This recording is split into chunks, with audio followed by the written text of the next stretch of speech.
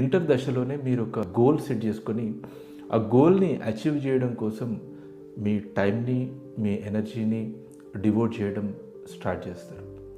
ఒక goal oriented పర్సన్గా మారుతారు. ఇది మీకు లైఫ్లో చాలా డిసిప్లిన్ని నేర్పిస్తుంది. టైంని ఎఫెక్టివ్గా ఎలా యూజ్ చేసుకోవాలనేది తెలుస్తుంది. మీరు ఒక 3-4 ఇయర్స్ తర్వాత ఎగ్జామ్ రాస్తారు కాబట్టి మీకు చాలా టైం దొరుకుతుంది ప్రిపేర్ అవ్వడానికి.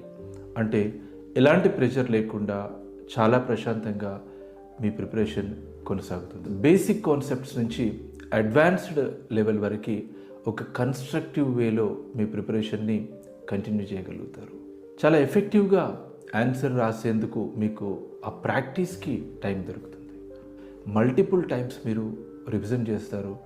దానివల్ల మీకు సబ్జెక్ట్ పైన కమాండ్ పెరుగుతుంది. ఫైనల్ ఎగ్జామ్లో మీరు మిస్టేక్ చేయడానికి అవకాశాలు చాలా చాలా తక్కువగా ఉంటాయి. ఒక సిస్టమాటిక్ వేలో ప్రిపేర్ అవ్వడం వల్ల వెరీ యంగ్ ఏజ్లో మీరు ఐఏఎస్ లేదా ఐపీఎస్ ఇంకా అదర్ సర్వీసెస్లోకి వచ్చే అవకాశం ఉంటుంది. అండ్ మీరు అనుకునేటువంటి ఆ డ్రీమ్ మీరు ఫుల్ఫిల్ చేసుకోగలుగుతారు.